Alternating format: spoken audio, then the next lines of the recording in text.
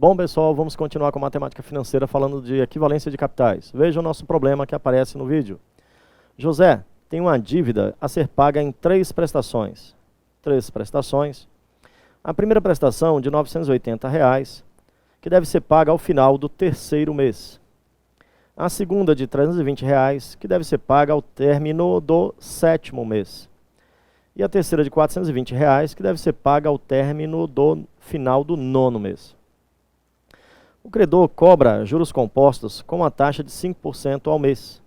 José, contudo, propõe ao credor saldar a dívida em uma única prestação ao final do 12º mês e mantendo a mesma taxa de juros contratada de 5%. Se o credor aceitar a proposta, então José pagará nesta única prestação o valor de... Esse problema propõe trocar uma dívida que vence em 3 prestações por uma dívida que vence em apenas uma prestação. A primeira dívida, ela vence, R$ 980, vence no 3º mês, a primeira prestação. Segunda prestação, 320 no 7º mês. E a terceira prestação, 420 no 9º mês. Devemos trocar as 3 prestações por uma única, vencendo no 12º mês, no final do ano. Este problema representa a equivalência de capital e pode ser representado no seguinte fluxo de caixa. Observe. Temos o primeiro fluxo de caixa. O primeiro fluxo de caixa é dado por, no tempo 0, no tempo 3, no tempo 7 e no tempo 9. Temos aqui as prestações em meses. A prestação no tempo 3 de 900, vamos voltar aqui ao nosso texto, R$ 980. A segunda no valor de, voltando ao texto, 320. E a terceira no valor de R$ 420. Devemos trocar essas dívidas por uma única dívida no valor P, que será uma prestação, no 12º mês. Então temos aí o nosso fluxo de caixa.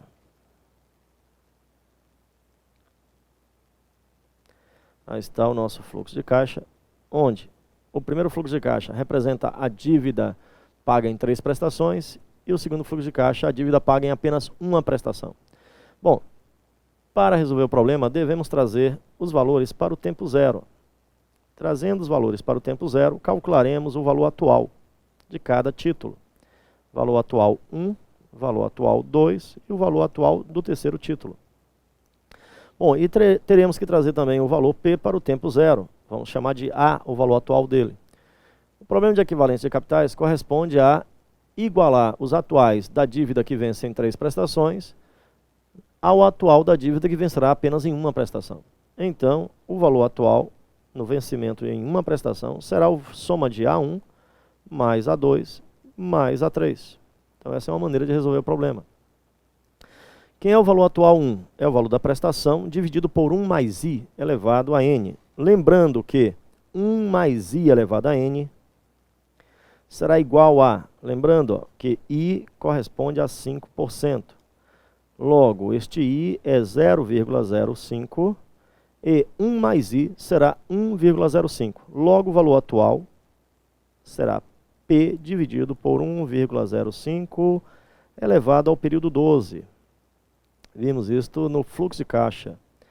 Cálculo do saldo de fluxo de caixa. Caso tenha dúvida, reveja a aula de fluxo de caixa. Bom, o atual 2. O atual 1 será o valor de 980 dividido por 1,05 elevado ao período 3. O atual 2 será o 320 dividido por 1,05 elevado ao período 7. E o atual 3 será o 420 dividido por 1,05 elevado ao período 9. Então este é o cálculo que vai me levar ao valor da prestação que eu tenho que pagar no 12º mês, que substitui as 3 prestações citadas. Bom, vamos continuar com o nosso cálculo. Primeiro, temos que ir à tabela, procurar os valores, tá bom? Na tabela, podemos encontrar a 5% para 3 meses, 7 meses, 9 meses e 12 meses, os seguintes fatores. Para 3 meses, 1,1576. Para 7 meses, 1,4071.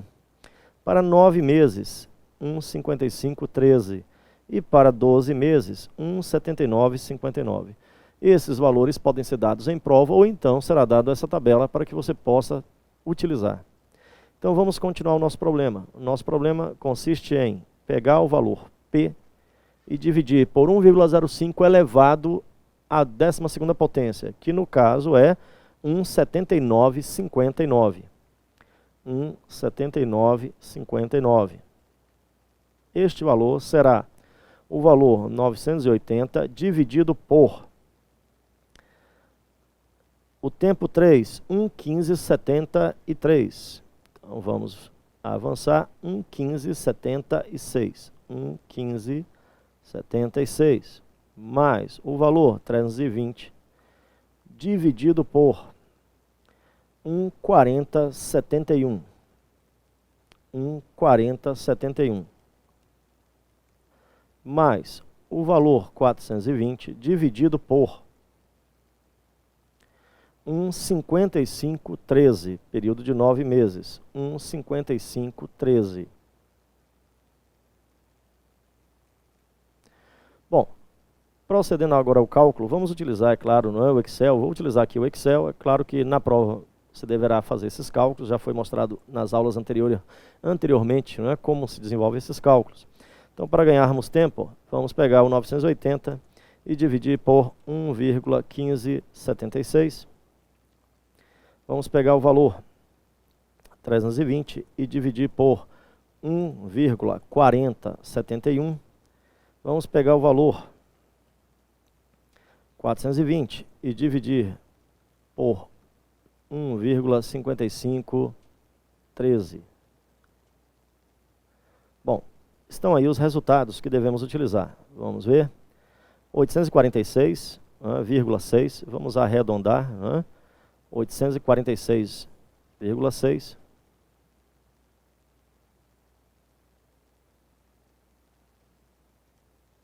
Ou 60. Mais 227,43. 227,43.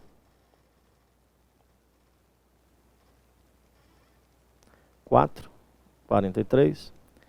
E o último valor, 270,74.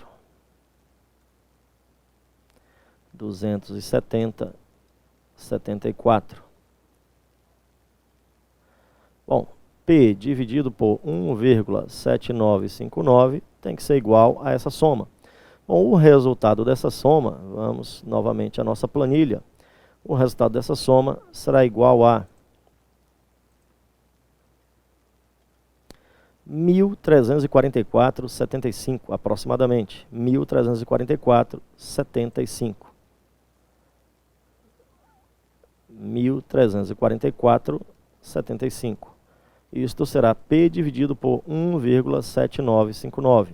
Pode arredondar para 1,8, não é? Este valor que está dividindo P. P dividido por 1,8, que é aproximadamente 1,7959, é igual a 1,34475. Bom, resultado, esse 1,8 multiplica. P, então, será 1,8 vezes 1,34475. E o valor da prestação que tem que ser pago, que substituirá as 3 prestações, vamos ver o nosso resultado. O valor da prestação que substitui será 1,8 vezes 1,344. Então, o valor da prestação é de R$ 2.420. Então, o valor aproximado, é claro, da prestação é R$ 2.420. Este é o valor da prestação que deve ser paga no 12º mês, que substitui as 3 prestações citadas anteriormente. Tudo ok?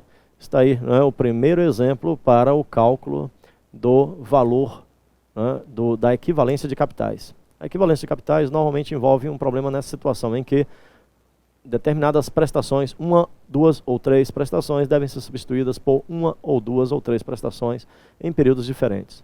Bom, vamos continuar com o nosso problema, vamos avançar.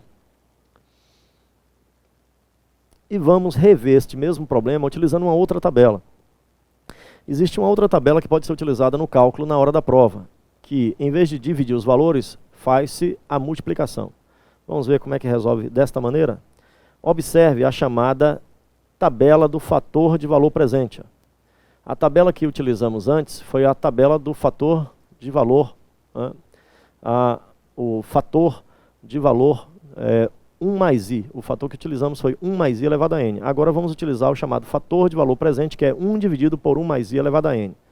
Para se utilizar essa tabela, que é o fator de valor presente ou de atualização, a gente não divide para obter os valores de desconto, não é, os valores atuais. A gente multiplica. Vamos ver como é que é feito esse procedimento. Vamos à solução do nosso problema novamente. Ó, o mesmo problema.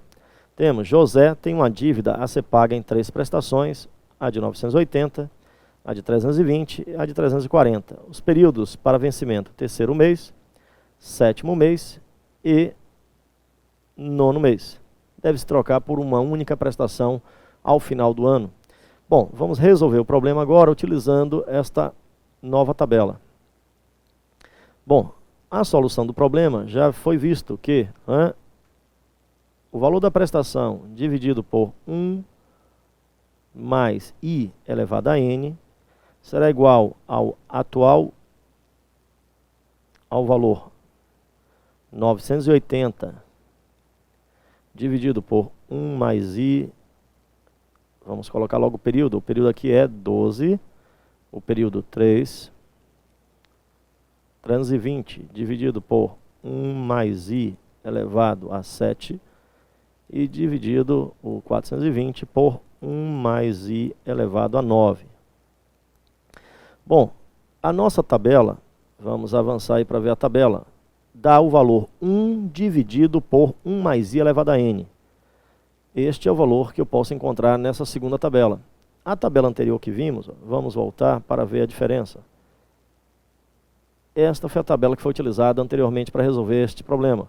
Essa tabela é o fator de valor futuro, é 1 mais i elevado a n. Observe a diferença entre os dois fatores.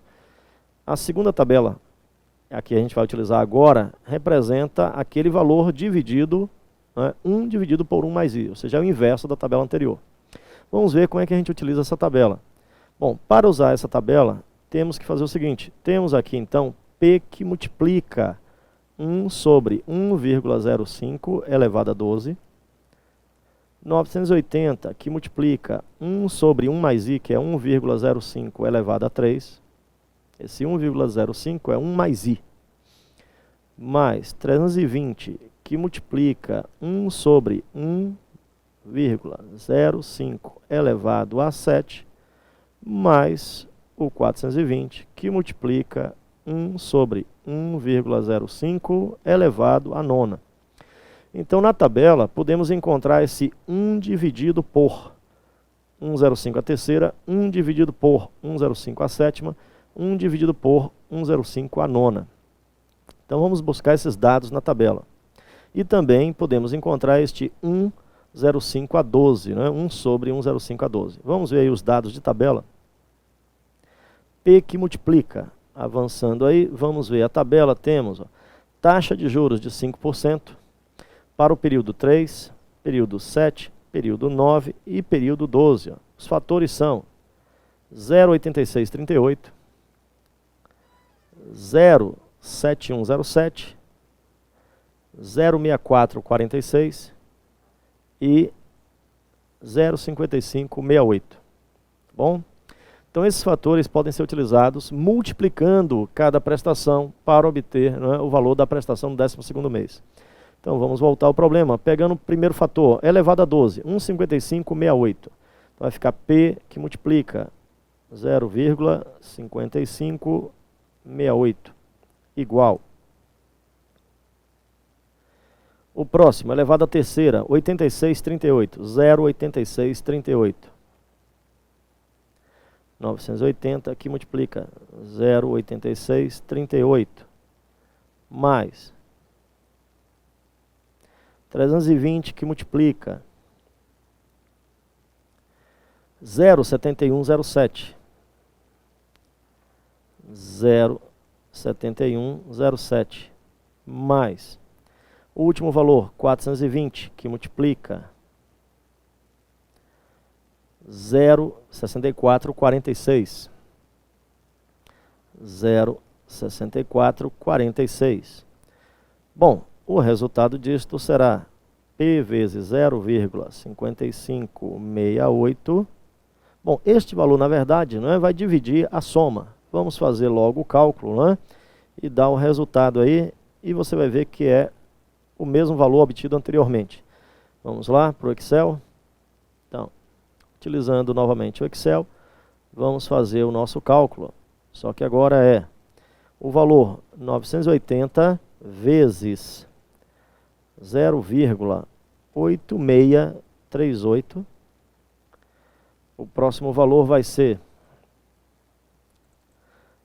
320. Em vez de dividir, como foi feito anteriormente, vamos multiplicar por 0,7107. O próximo